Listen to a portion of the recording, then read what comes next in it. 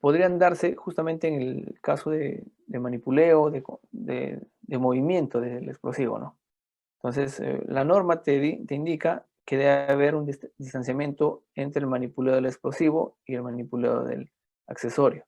Entonces, esta distancia que es exigida por la norma, ¿ya? Inclusive cuando llega a la labor no puede estar tan próxima, ¿no?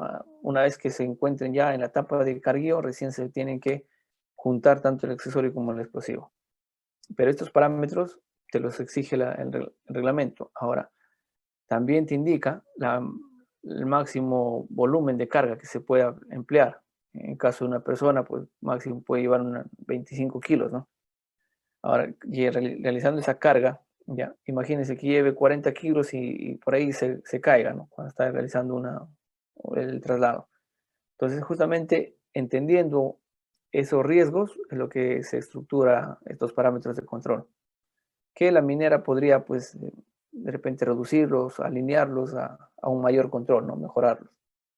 Entonces, otro factor también por el cual podría ser detonado puede ser por el aplastamiento, ¿ya? Se puede haber una compresión entre dos elementos metálicos, ¿ya? Dos elementos fuertes que podrían comprimir el explosivo.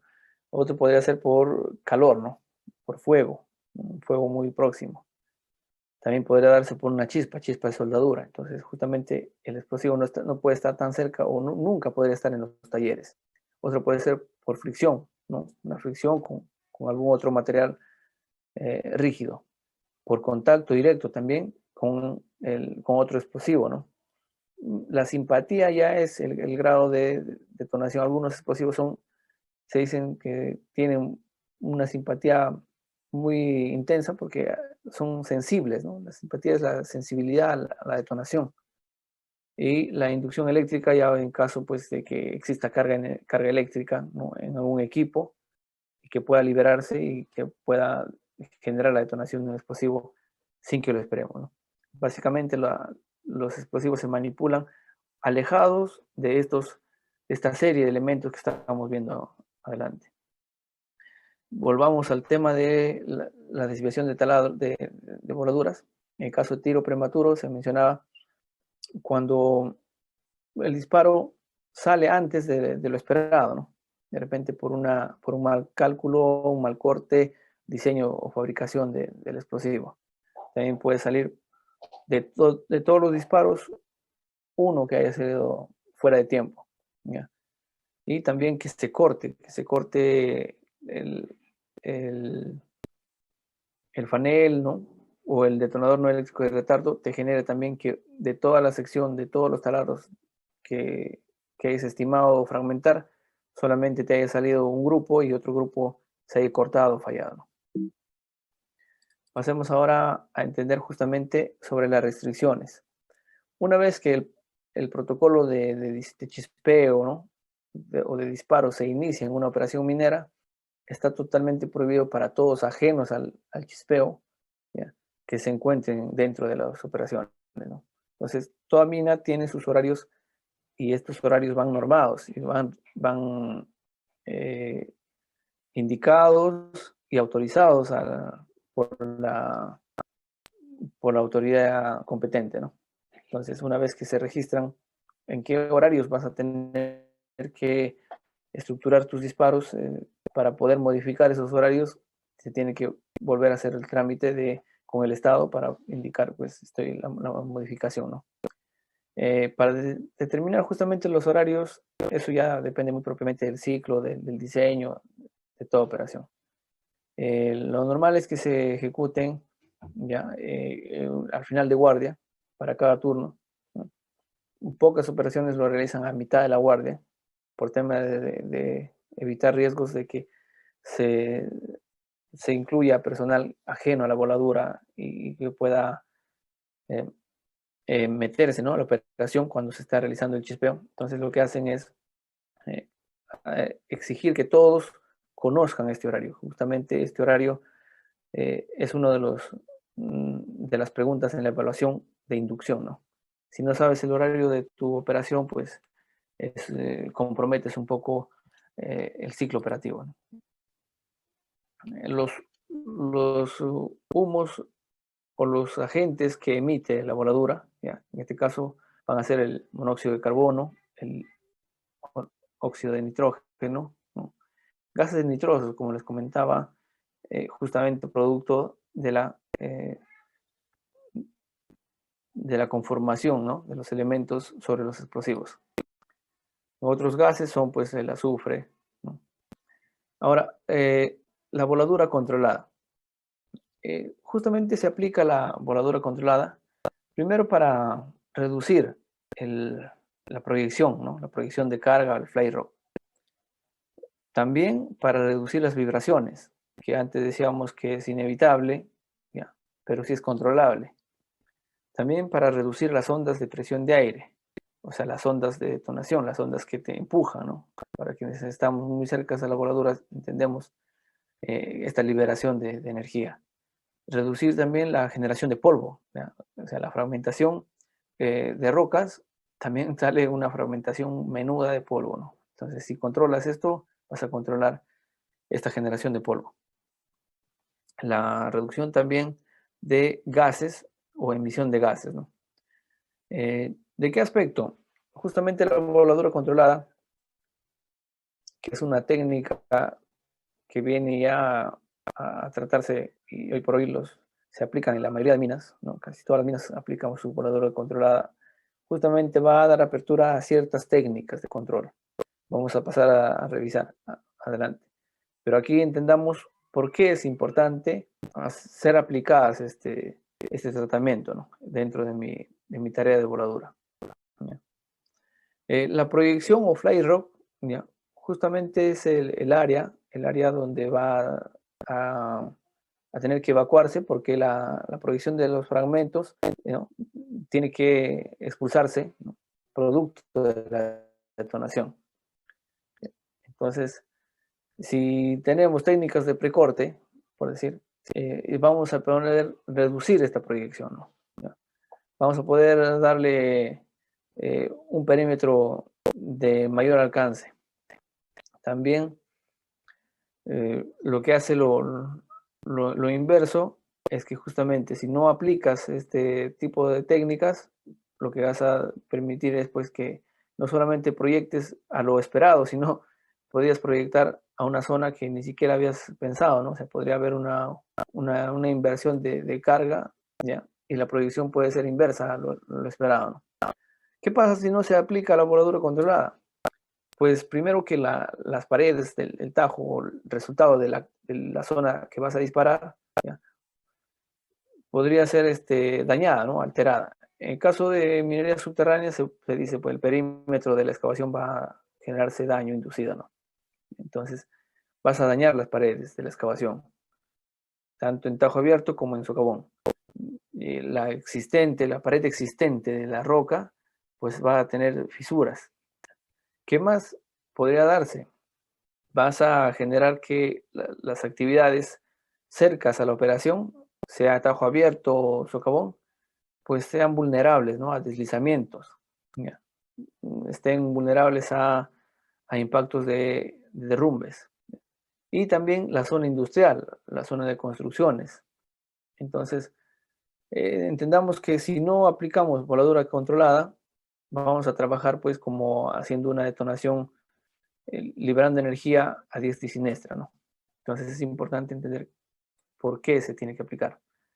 Y lo común que se realiza en interior mina, pues va a ser de repente las cargas de taladros con carga desacoplada, ¿no? ¿Ya? O sea, reducción de carga operante. También podría ser el caso de uso de tacos inertes, ¿no? Tacos inertes que van a ir entre los explosivos con carga, ¿no? En este caso vemos la carga desacoplada, aplicación sobre el perímetro de la sección de la labor. ¿Qué variables se pueden controlar? En este caso, el tipo de explosivo. O sea, yo decido qué tipo de explosivo se voy a tener que emplear en mi diseño. También la densidad del explosivo, ¿no? Bajo la elección del explosivo sale cuál va a ser la densidad o el peso específico del explosivo que estoy empleando. El diámetro de taladros viene dado por el diámetro de la broca que aplica la perforación, del equipo que aplica la perforación. El burden, espaciamiento, viene dado por el diseño de la malla de voladura, ¿no? En el caso de tajo abierto, en el caso de subterránea, se aplican fórmulas. Existen, en la teoría existe mucha información, ¿no? El más aplicable para el caso de minería en el Perú, yo vi que ha sido el manual, el libro de Konya, que es pues un libro muy recomendable, muy básico, y que todos los mineros de alguna forma lo hemos leído, ¿no?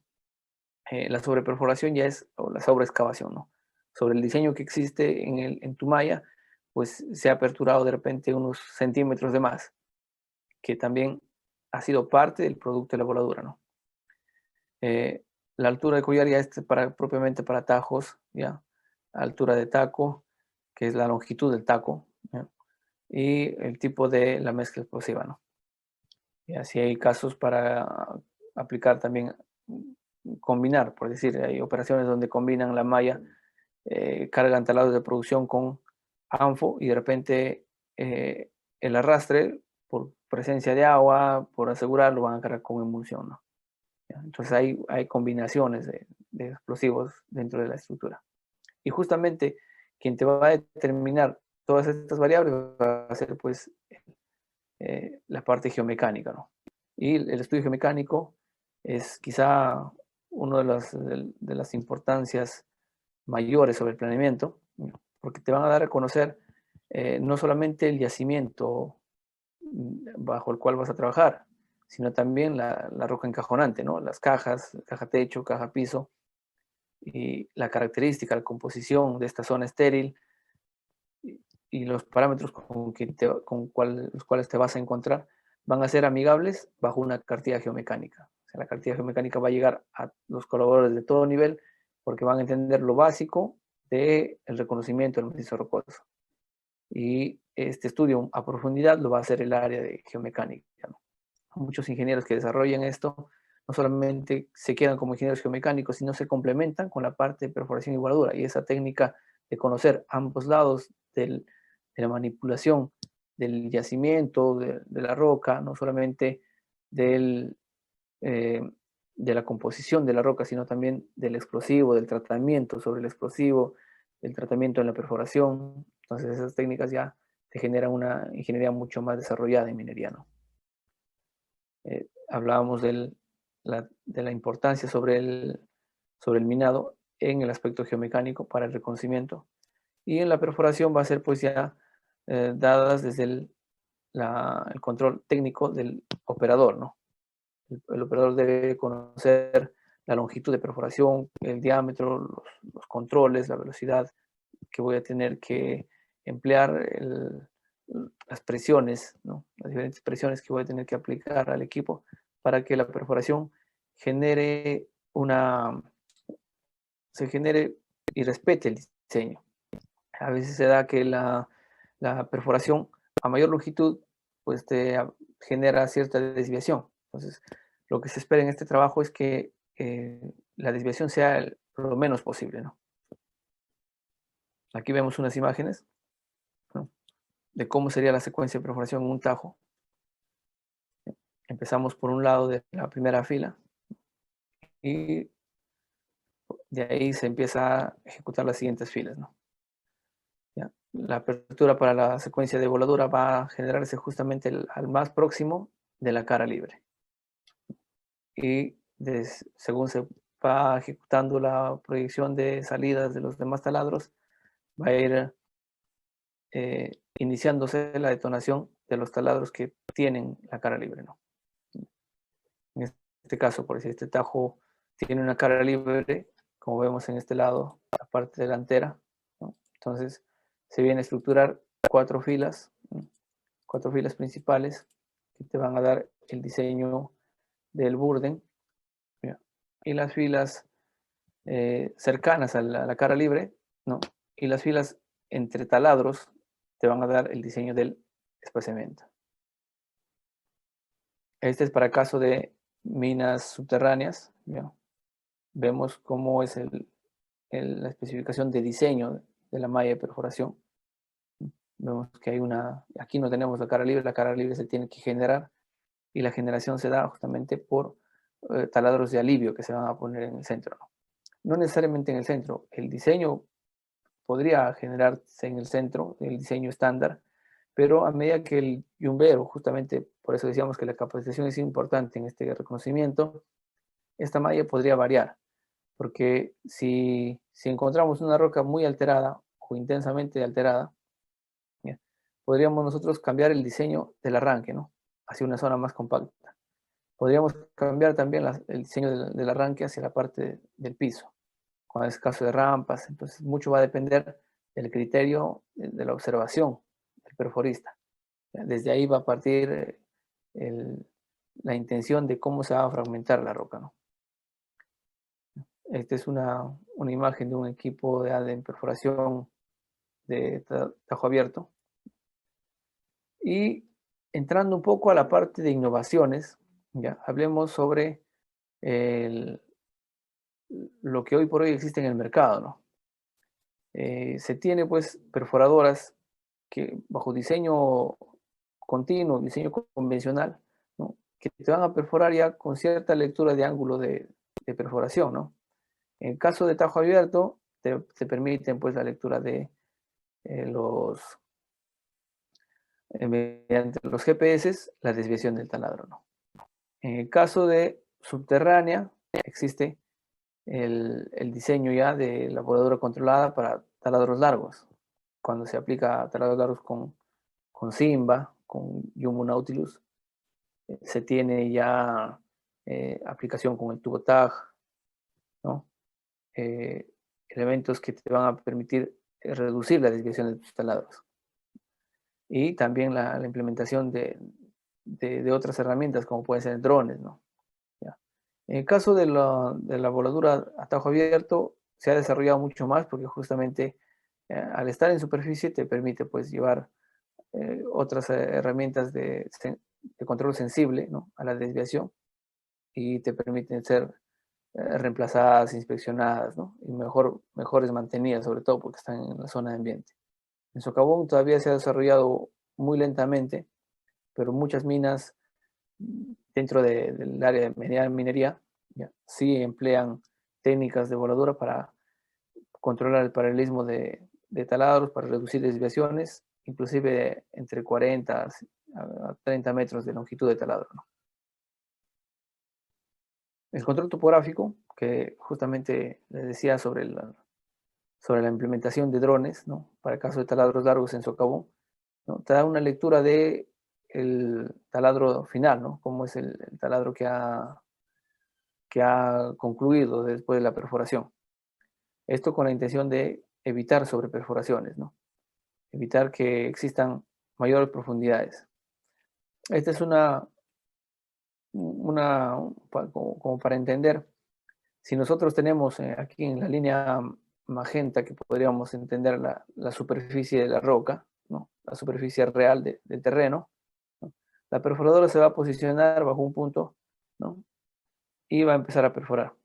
Mediante la lectura de GPS te va a determinar la cota o el nivel, ¿no? En este caso es 835 pies.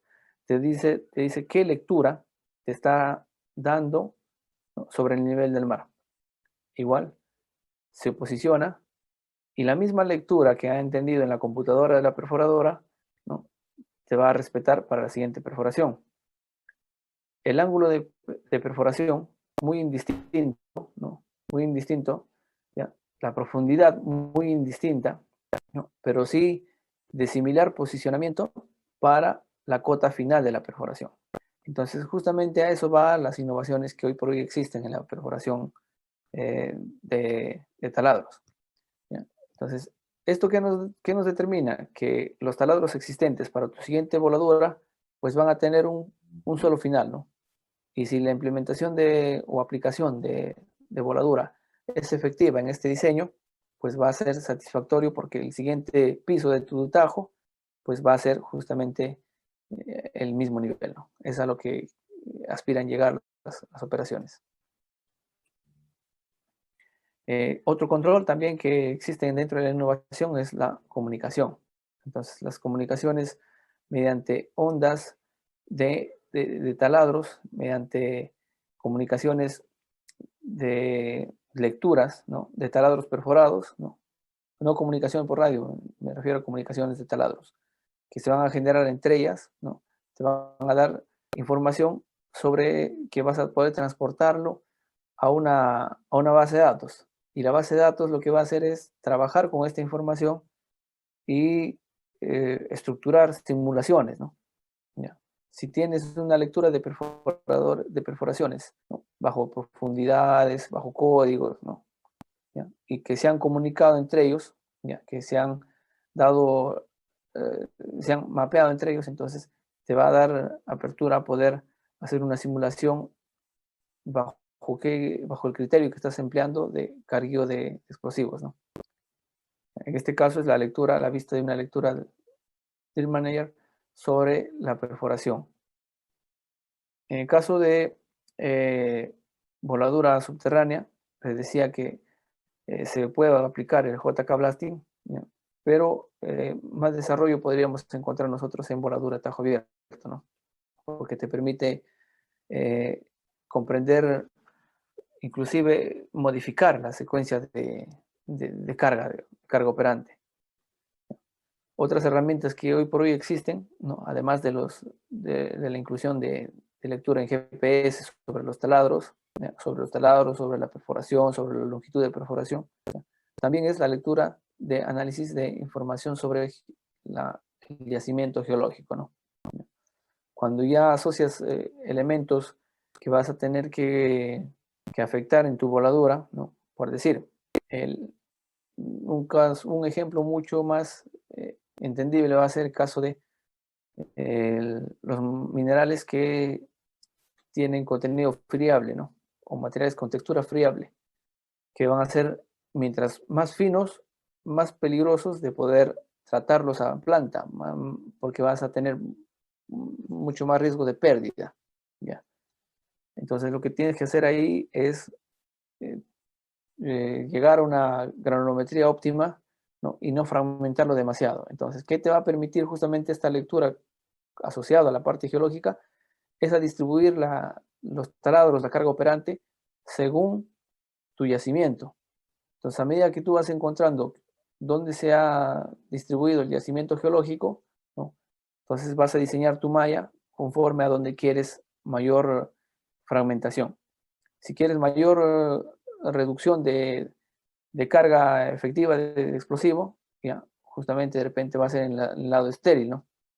No, donde no tiene mineral económico.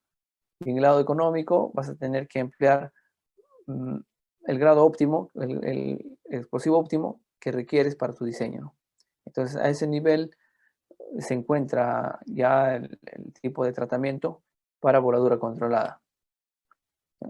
Y también esto ya es un caso de simulación, cuando hacemos la simulación sobre la velocidad pico partícula, ¿no? Sobre las ondas de detonación, ¿no? Hacia dónde más, si metemos mayor carga operante, ¿no? Hacia dónde más se está generando el grado de fracturamiento, ¿no?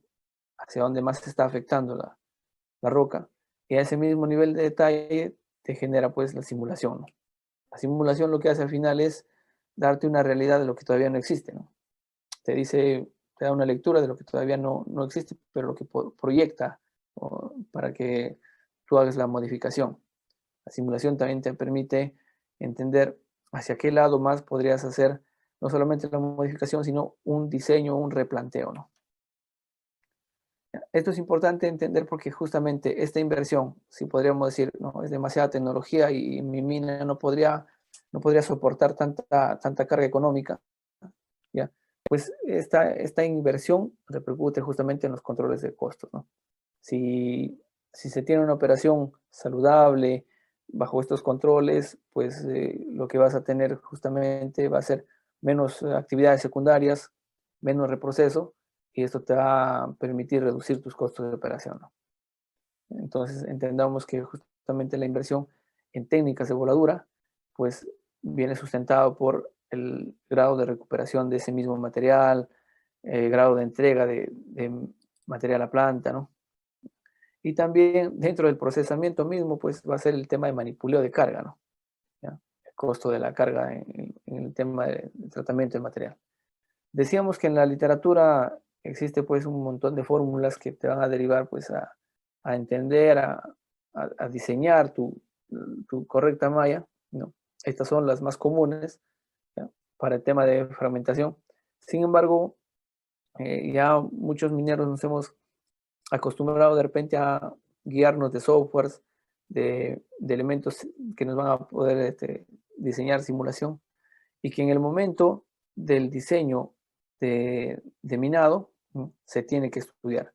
Es importante entender también que lo que ya se ha estructurado no es que se va a respetar siempre, ¿no?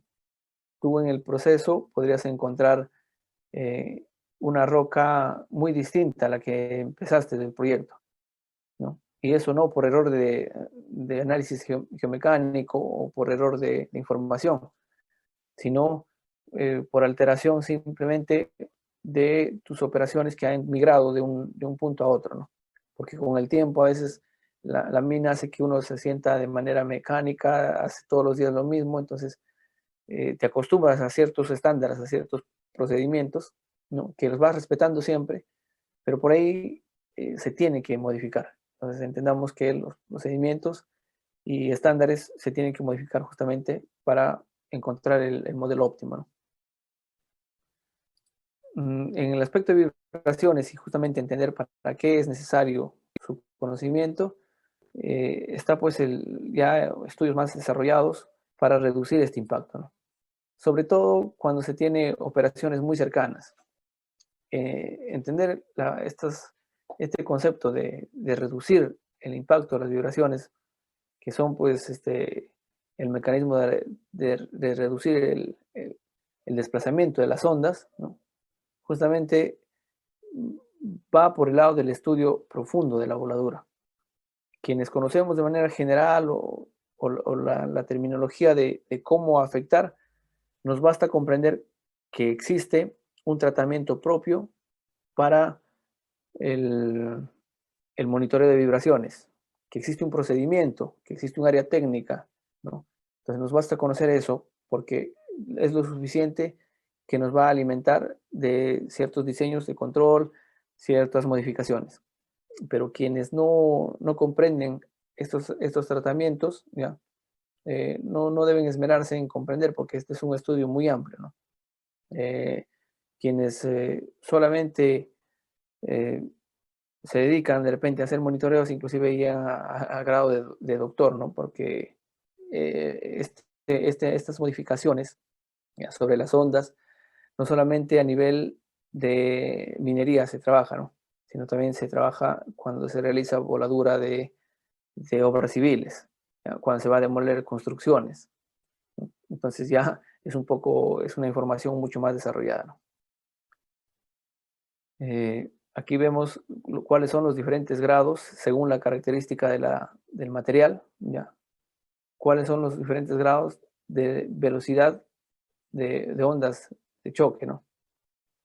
Vemos, por decir, el lado de las areniscas, ¿no? Van a estar entre 3.000 metros por segundo, ¿ya? Entre 2.500 a 3.500, ¿no? Por ahí, ¿ya? Sin embargo, las más sensibles son pues la arena y la grava, ¿no? Que están entre los 600 hasta 900, por ahí, ¿ya? Entendamos que esta tabla también es muy importante. El control de vibraciones, le decía que es importante justamente para entender que no debe reducir los daños, ¿no? Sobre zonas adyacentes, edificaciones, reducir impacto ambiental. Veamos aquí algunos controles, esto ya es parte del diseño, ¿no? Que se ha visto. Ya, aquí es importante entender las herramientas que se tienen que utilizar. Este sismógrafo, ¿no? Que se tiene que instalar justamente en el momento donde se va a realizar el monitoreo de vibraciones. Y se da estudiando, ¿no? Hacia qué lado no se va a proyectar, porque imagínense que el sismógrafo se ponga en la zona de, eh, de desplazamiento del fly rock, ¿no? Entonces se tiene que ubicar en un punto donde va a ser sensible el, las ondas, ¿no? Van a ser afectadas, van a llegar, porque tampoco se le puede poner tan lejos, porque si tú ubicas en una distancia muy alejada de la zona de operación, pues la lectura podría darte ciertos errores, porque aquí también el sismógrafo va a reconocer, ¿ya?, las ondas que van a ir reduciéndose a medida que las ondas se liberan encontrando fallas, ¿no? Si una onda encuentra una falla mucho mayor, pues hasta llegar al sensor del sismógrafo, pues va a haber cierto error. Entonces se tiene que conocer la ubicación exacta y estratégica para los sismógrafos. Esta es una escala que se tiene que revisar justamente entre el factor K y B, ¿ya?, que es la velocidad pico partícula y la relación con la distancia escalada, ¿no? Esta lectura también para una distancia sobre la distancia radial sobre la carga instantánea por retardo en kilogramos, ¿no? La perforación y voladura aplicada a carreteras, ¿ya?, nos va a dar información sobre eh, lo que conocemos cuando se empieza a aperturar de repente unas operaciones a mediana minería o a pequeña minería, ¿no? Muchos mineros que hoy por hoy pues emplean sus operaciones con Reinfo, ¿ya?, lo hacen mediante accesos que ellos mismos lo realizan, ¿no? Y justamente a eso viene un poco esta parte, porque sabemos que estos temas no solamente van dirigidos a personal profesional, sino también a mineros emprendedores. Y los mineros emprendedores justamente se actualizan con información que se les viene brindando, ¿no? Aquí. Ahora, las perforaciones que conocemos para el tratamiento, como les decía hace un momento, pueden ser pues neumáticas o mediante mecanismos de aire y a presión, o pueden ser electrohidráulicas. En el caso de los mineros emprendedores, lo usual va a ser pues con los track drill neumáticos, ¿no? Entonces, lo que sí se debe saber aquí es reconocer las técnicas que se va a aplicar. En el caso de banqueo van a ser en 2 etapas y en el caso de trochado pueden ser en una sola fragmentación, ¿ya? En el caso de hacerlo de manera horizontal, ¿no?, puedes hacer la trocha de manera que te va a generar una pequeña sección, ir avanzando haciendo una trocha pequeña, ¿no? Y el banqueo lo vas a hacer ya para la apertura del ancho definitivo que se va a necesitar en la carretera, ¿no? Es importante entender justamente que esta carretera va a requerir de un diseño y la mayoría de operadores mineros, ¿no?, el diseño que lo hacen es con un estándar de volquete, ¿no? Sección volquete le llaman. Entonces, sabiendo ellos que van a aplicar su voladura para una sección volquete, entonces deberían saber que de repente con el track drill que tienen, el trochado basta, ¿no?, porque podría darnos una sección definitiva, o si el talud es muy empinado, ¿no?, ya, podrían hacerlo en 2 etapas hasta llegar al banqueo, ¿no? Entonces, esta es una vista, por decir, con una perforadora Ranger 500, ¿no?, donde se está empleando la perforación y detrás está pues la revisión del taladro, ¿no? Claro, la revisión o inspección se tiene que hacer pues una vez que se haya supervisado, ¿no?, cómo está el material sobre el personal, sobre la maquinaria, porque no se exponen de manera inmediata a la perforación, ¿no? La perforación tiene que estar bajo una distancia recomendable. Entonces, estos criterios, que para este caso es un ejemplo básico, ¿no?, nos determina pues cómo viene el equipo, bajo qué competencias, ¿no?, qué especificaciones técnicas, la velocidad de perforación, que en este caso son 25 metros por hora, ¿no?, y cuál es la capacidad de aire que necesita. En este caso son 150 PSI, ¿ya?, o 203 CFM, ¿no? El diámetro del taladro va a ser de 2 a 3,5 pulgadas. Esta es otra perforadora, es un Atlas Copco ROC 642, ya no es muy comercial, ¿no?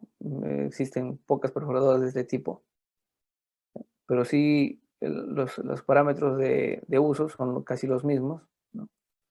Y también sirve mucho para emplear en algunas operaciones a tajo abierto.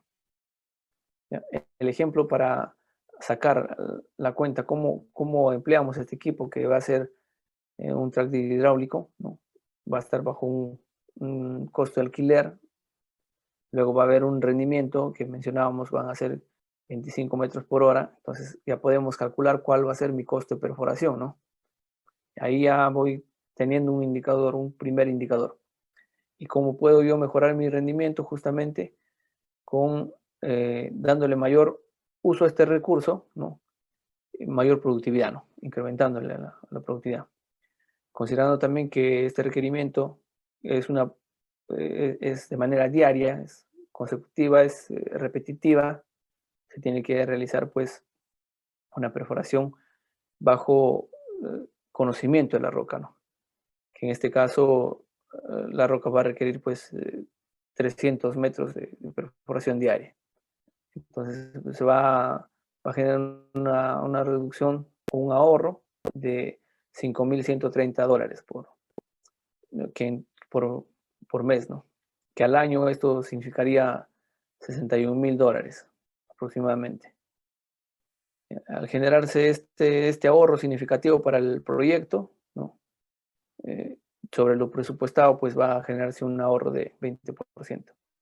Entonces, eh, los, los que estamos muy relacionados a esta actividad, debemos reconocer estos parámetros, tanto de control de gasto, ¿no? Que van a ser el recurso, no solamente en caso de maquinaria, para el ejemplo es una maquinaria, pero también podríamos hacerlo para el caso de mano de obra, ¿no? Los jornales, las tareas.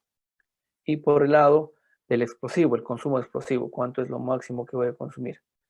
La aplicabilidad de tacos inertes, de tacos de arcilla que van a tapar el taladro, le van a dar mayor efectividad al resultado de la voladura y por ende pues el factor de potencia se va a reducir, se va a fragmentar con menos explosivo.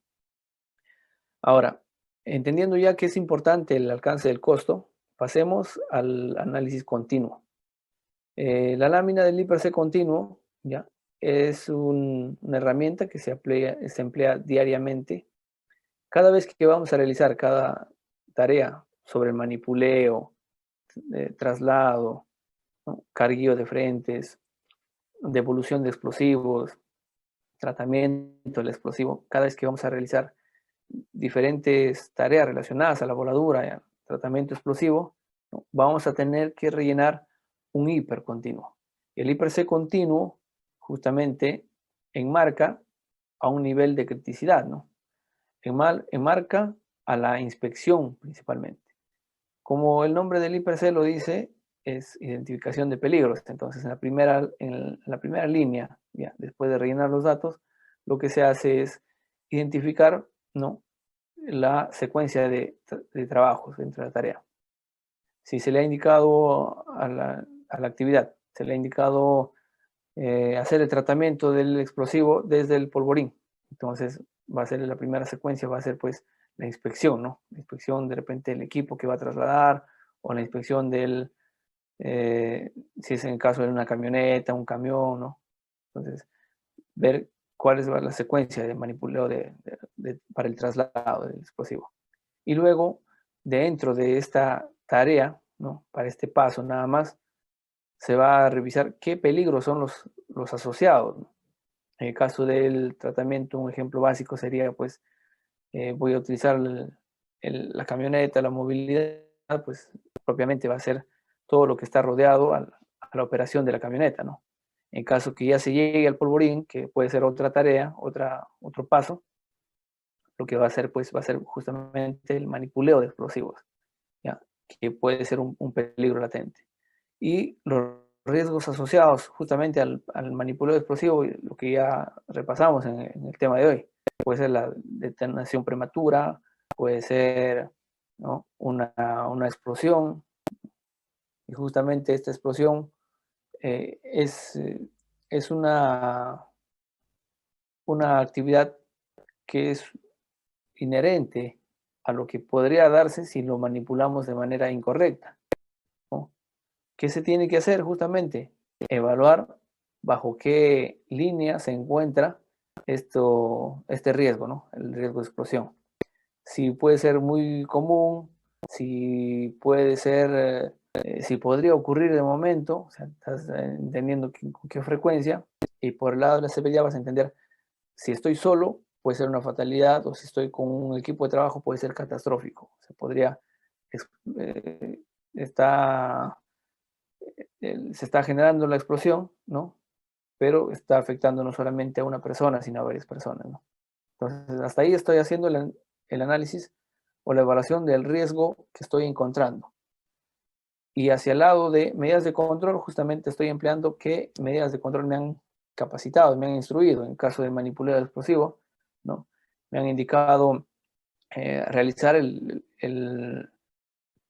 la alimentación o el tratamiento, ¿no? Sobre la tolva del camión, ¿no?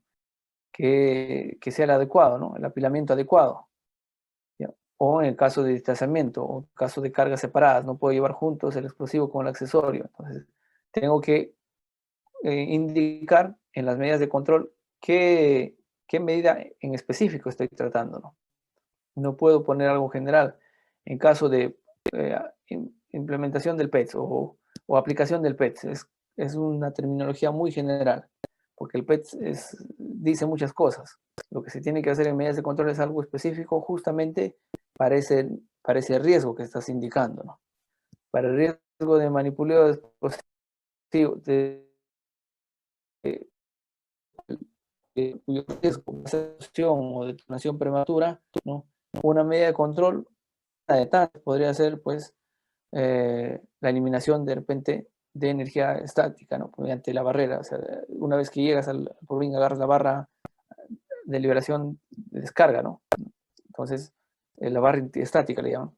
Lo que haces es coger esa barra y descargas la energía que tienes. Es una barra de cobre. Al pasar esa descarga, pues estás aplicando una medida de control. Otra medida de control es el distanciamiento, ¿no? De la carga. ¿Ya? Entonces, el apilado correcto. Entonces, esas medidas de control las, las, las colocas en esta línea. Y una vez aplicadas las medidas de control, entiendes que este riesgo no es el mismo, ya está controlado. ¿Ya? Haces nuevamente la evaluación. Si sobre el riesgo existente he aplicado esta medida de control, pues es muy raro que ocurra, ¿no? Es muy raro que ocurra, ¿ya? O es casi imposible que ocurra, entonces lo vas ubicando, y si existiera por ahí, se da la condición de que sí exista, ¿no? ¿Qué es lo que podría ocurrir, no? Si de repente sigue siendo el nivel de fatalidad, porque con el riesgo de explosivo, pues es una sola vez, ¿no? No sucede 2, 3 veces, una sola vez y te mata. Entonces, si entiendes ese concepto y reconoces que ya tomaste la medida de control, entonces vas a colocar el riesgo residual. Tan básico como llenarlo a diario, se hace pues ya amigable, ¿no? Al entender lo que todos los días estoy llenando este IPC continuo, eh, podría darse de repente que me vuelva un experto. Y al volverme un experto, voy a enseñar también a los demás colaboradores. Entonces es importante que este IPC continuo sea registrado, sea alimentado con la información más sincera posible. De ahí vamos a pasar a dar unas pequeñas conclusiones, ya para terminar el tema. Es importante entender que la seguridad y la salud ocupacional es el pilar fundamental para que una operación continúe, ¿no? Continúe su proceso. Si de repente no gestionamos los indicadores en seguridad, como son la revisión de incidentes, ¿no? La revisión de cuasi accidentes, ¿no? O la inspección, entonces por ahí nuestra actitud de prevención no se está gestionando, no se está dando, no está reflejándose y podríamos tener eventos lamentables. Pero ya las mineras de hoy en día operan con esa cultura, ¿no? De predisponer sus intenciones, ¿ya? Y revelar eventos proyectados, ¿no? Entonces, Ahí es donde somos muy, muy agudos en esa inspección, somos muy observadores y lo que hacemos es justamente mejorar nuestros procedimientos, mejorar nuestros estándares, ir buscando la mejora continua para que al final, pues, el, el número de eventos sea cero, ¿no? Otra conclusión es que justamente fortalecemos esta cultura enseñando, conversando con los colaboradores en el área de trabajo. Si se conversa así de fútbol, igual se conversa de acciones por la seguridad. Se conversa de cómo puedo yo gestionar mi riesgo, de cómo enseñar a rellenar mi IPC continuo. Entonces, justamente esa dinámica de juego colectivo genera pues que las organizaciones ya adopten ese tipo de culturas. Otro elemento dentro de las conclusiones es que justamente las herramientas como la gestión de seguridad y salud ocupacional o la gestión integral, que solamente se ve en pocas minas, ¿no? que sí ya engloba la parte de medio ambiente, la parte de calidad, ¿no? Entonces esta implementación de gestión integral pues te va a generar ya el fortalecimiento de mi proceso operativo. Mi proceso va a ser continuo, robusto, ¿no? Va a tener suficiente información y hoy por hoy que vivimos contra todavía la existente COVID-19, todavía está latente, justamente asociado a estos controles, a estos parámetros sobre el manipulado explosivo, ¿no? Nos va a permitir que reduzcamos pues nuestros eventos. La intención que tenemos siempre en minería es que se genere una operación limpia, segura, continua y que genere valor social. Sería todo. Muchas gracias. Adelante, Luis. Bien, ingeniero, muchas gracias. Muy interesante el tema tratado hoy. Resaltamos la seguridad que se tiene que tener, ¿no? Mucho más en minería. Vamos a ver si hay algunas preguntas. ¿Está bien, ingeniero? Claro, claro, adelante.